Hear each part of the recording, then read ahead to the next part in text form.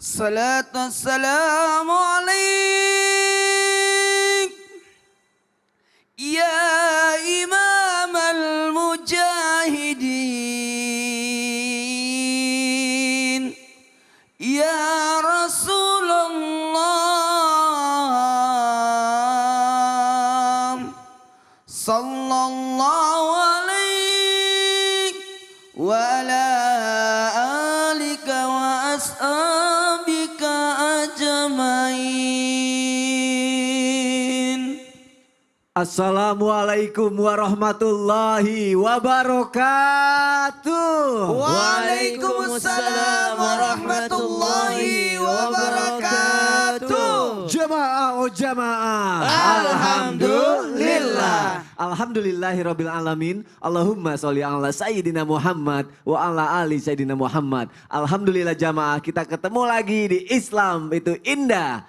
Alhamdulillah seperti biasa, Masya Allah. Pagi hari ini saya sudah bersama guru-guru kita yang sangat kita cintai. Kita akan belajar banyak pagi hari ini jamaah.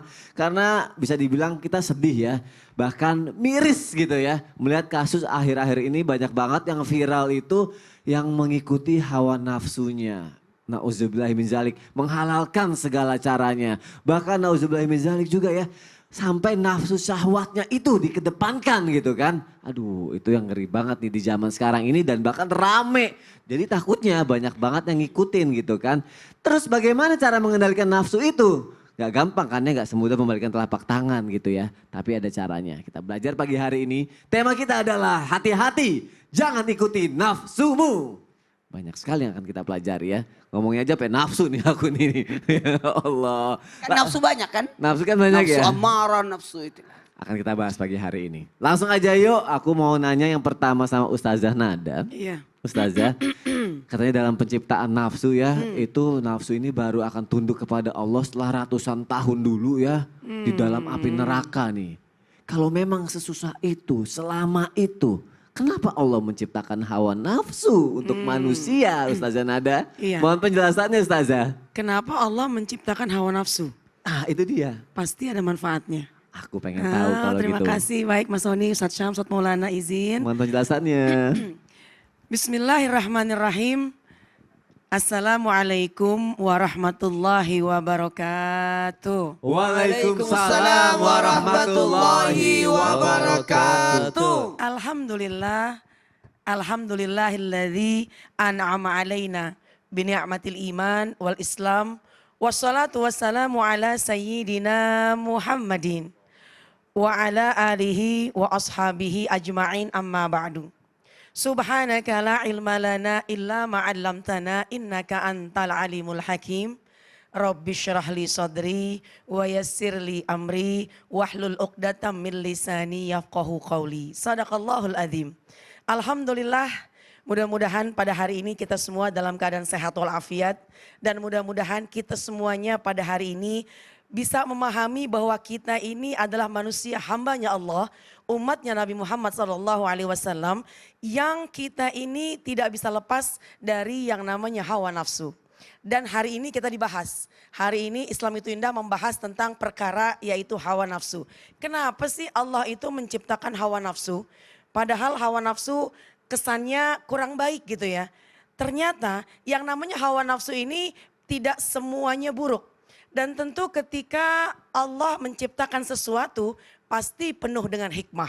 Di antaranya yang pertama, kenapa Allah menciptakan sesuatu? Kenapa Allah menciptakan hawa nafsu di antaranya? Yang pertama, manusia itu memang hidup tentunya dengan diiringi dengan hawa nafsu. Senantiasa diiringi dengan hawa nafsu. Hawa nafsu itu artinya keinginan. Keinginan untuk makan.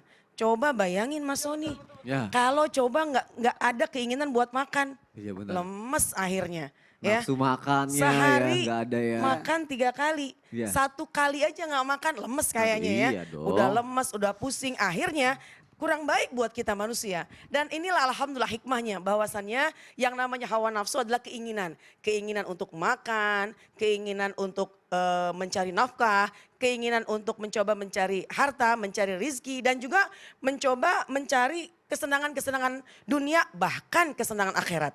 Jadi tentunya hawa nafsu ini tidak semuanya buruk. Kemudian yang kedua, kenapa Allah menciptakan yang namanya hawa nafsu?